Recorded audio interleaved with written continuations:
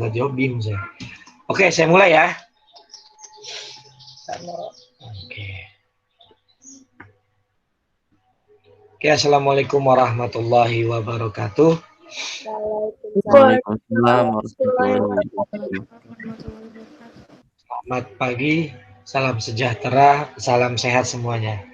Alhamdulillahirrabbilalamin, kita ketemu lagi ya di semester genap di kelas 10 IPS 3. Materi adalah tentang penelitian sosial secara umum. Saya mempelajari saya sedang di kelas ini untuk memberikan pelajaran sosiologi, khususnya materinya adalah tentang penelitian. Saya dalam kondisi kurang bagus suaranya nih, serak-serak. Mungkin karena kurang tidur ya. Justru kalau guru dalam keadaan seperti ini malah lebih sibuknya membuat presentasi yang seperti ini gitu. Membuat presentasi untuk kalian semua. Nanti kalian akan saya ngelingkan untuk ke blog saya yang baru, gitu ya. Nanti kalian akan lihat di situ dari mulai materi, penugasan dan sebagainya. Mari kita lihat ya. Judulnya keren. Yuk kita cari masalah. Ups. Artinya begini. Kalian dalam semester ini materinya cuma satu materinya, yaitu adalah tentang penelitian.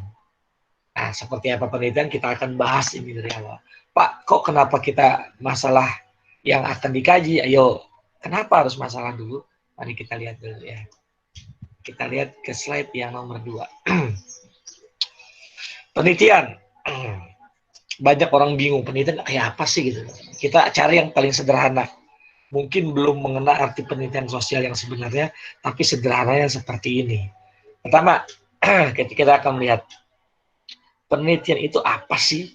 Dasarnya apa, yang paling mendasar itu apa gitu. Penelitian itu yang paling dasar adalah mencari jawaban dari apa? Dari masalah.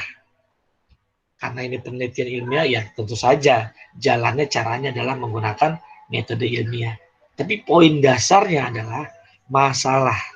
Jadi kalau diibaratkan itu apa ya? Jantungnya. Jantung penelitian itu masalah. Dengan demikian, kalau tidak ada masalah, tidak mungkin dilakukan penelitian. Kira-kira begitu.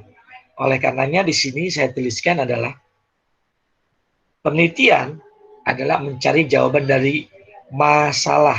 Jadi poinnya itu adalah masalah. Iya. Nah, di sini saya tuliskan lagi. Penelitian sosial, maka adalah penelitian diartikan sebagai usaha mencari jawaban dari masalah sosial. Kalau ada masalah sosial, bagaimana cara kita mencarinya? Bagaimana cara kita menemukannya? Bagaimana kita menghasilkan jalan keluarnya dengan cara-cara ilmiah? Itu namanya penelitian sosial. Ingat ya, pemicu dari penelitian adalah masalah. Masalah itu apa? Nah, ini pengalaman saya. Dari tahun ke tahun ada saja di antara kalian yang menyebut masalah itu adalah konflik, Pak. Masalah adalah konflik. Benar nggak? Tidak 100% salah, tidak 100% benar. Salahnya di mana? Masalah dengan konflik itu berbeda. Masalah itu adalah yang menimbulkan keresahan, apa yang diharapkan tidak sesuai kenyataan. Konflik itu, nah itu adalah pertentangan. Jadi, yang kedua ya, konflik itu adalah bagian dari masalah. Paham? Yuk, kita lanjut ke slide yang berikutnya. Jadi, seperti apa sih masalah sosial itu? Kita lihat masalahnya. Masalah itu apa? Ya, masalah sosial itu tentunya ada dan berdampak di masyarakat. Seperti apa? Banyak, nanti kita akan bahas di slide berikut. Tapi masalah yang paling penting adalah apa yang diharapkan tidak sesuai kenyataan. Apa yang diharapkan tidak sesuai kenyataan. Itu poin dasarnya. Masalah juga bisa berbentuk adalah kondisi yang tidak menyenangkan. Macet mulu kenapa sih gitu ya? Kok terlambat mulu kenapa bisa begini sih? Itu masalah. Kemudian buat kerasan resah, gelisah, aduh ini gimana ya? Aduh mau gini ya, mau kita. Itu masalah itu sebenarnya. Yang satu lagi menimbulkan keluhan, aduh gak enak banget sih nih. Nah, itu keluhan itu. Nah, ya. Dan apapun itu yang membuat masyarakat ingin, gimana sih cara penyelesaiannya? Ayo dong, ayo dong, ayo dong. Bagaimana nih solusinya? Itu adalah sebuah masalah. Kalau ada orang tertarik seperti ini berarti ada masalah gitu. Tapi yang paling dasar menurut saya, masalah itu yang ini nih, yang saya bu. Apa yang diharapkan tidak sesuai dengan kenyataan. Nanti saya contohkan di slide berikutnya. Tapi ingat, yang saya baru jelaskan ini adalah yang dasar. Bisa dibilang untuk anak SMA lah gitu. Nanti kalau kamu kuliah, itu akan lebih kompleks lagi. Yang sederhana kalau kamu ngomong masalah yang seperti di SMA, nanti akan timbul nih.